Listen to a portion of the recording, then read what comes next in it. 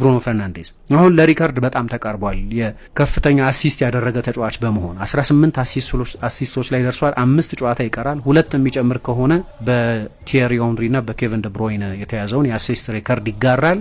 3 ካደረገው ለብቻው ይይዘዋል። ግን ተመልከቱ አሁን በፕሪሚየር ሊግ ካደረጋቸው 18 አሲስቶች 11ዱ የመጡት ባለፉት 13 ጨዋታዎች ነው። ማይክል ካሪክ ወደ ኃላፊነት ከመጣ በኋላ ይህንን ለማሰላሰል ብዙ ላይና ታች መሄድ አይጠይቀን። ምንድነው ፍሮም ሄቨን ቱ እርዝ መሄድ አይጠይቀንም። በቃ ግልጽ ነው። የሱ ወደፊት ጠጋ ብሎ መጫወት የበለጠ አደገኛ በሚሆንበት ቦታ መጫወት ለኔ ኮመን ሴንስ ነው ለነገሩ። ምክንያቱም ብሩኖ ጥልቅ 8 ወይም 6 ደብል 6 ካልነው ወይም 6 and 8 ካልነው 6 እና 8 ካልነው ግን በጣም ጥልቅ ከሆነ ቦታ የሚነሳ 8 ነው የሚሆን ወይም ደብል ፒቮት እንበል።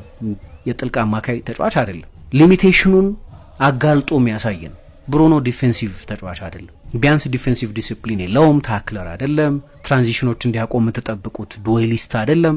ስለዚህ ለምን እዛ ቦታ ታጫወቱታላችሁ? ለሱ ካራክተሪስቲክስ እኮ አይሆንም። አምቢሽየስ ተጫዋች ብሩኖ የሂሮ ፓሶች የሚጫወት ሪስክ የሚወስድ ተጫዋች። ይህንን ተጫዋች ጥልቅ ቦታ ላይ እየተጫወተ እነዛን የሂሮ ፓሶች የሚሞክር ከሆነ ለራሱ ጎል ቀርቦ ስለሆነ የሚያደርገው የተጋጣሚ ቡድን ማጥቃቱን የሚጀምርበት ቦታ ለዩናይትድ ጎል በጣም ቀርቦ ይሆናል ማለት ነው። አሁን ወደፊት ተጠግቶ የመጨረሻው 30 ሜትር ላይ ከሆነ እነዚህን ፓሶች የሚሞክረው የተጋጣሚ ቡድን እነዛን ፓሶች ቢያጨናግፋቸው እንኳን የመልሶ ማጥቃቱን ለመጀመር 67 ሜትር ርቆ ነው የሚጀምረው።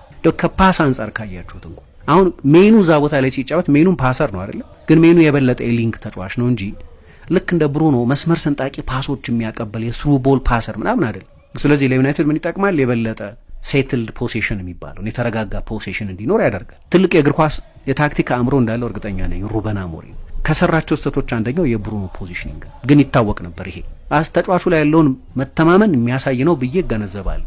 በሁሉም የማንቸስተር ዩናይትድ የኳስ ቁጥጥር ሂደቶች ውስጥ እንዲሳተፍለት ስለፈለገ ሊሆን ይችላል። ግን ተጫዋቹን በማጥቃቱ ሳይቀር ነው ሊሚት ያደረገው። የአሲስቶቹ መጠን እንደዚህ ከፍተኛ የሆኑበት ምክንያት በቀደም ለማቴዎስ ኩኛ ኳሱን ክሮስ ያደረገበት ቦታ ላይ ሊገኝ አይችልም። ደብል 6 ቢሆን ወይም ጠለቅ ያለ አማካይ ሆኖ ቢጫወት ያ ፍሪደም አይኖረውም። የግድ ቦታ ዲሲፕሊን የሚጠይቅ ቦታ ላይ ነው መገኘት ያለበት። ካሪክ እንዲህ አይነት ሴንሰብል የሆኑ ውሳኔዎች ነው የወሰነው።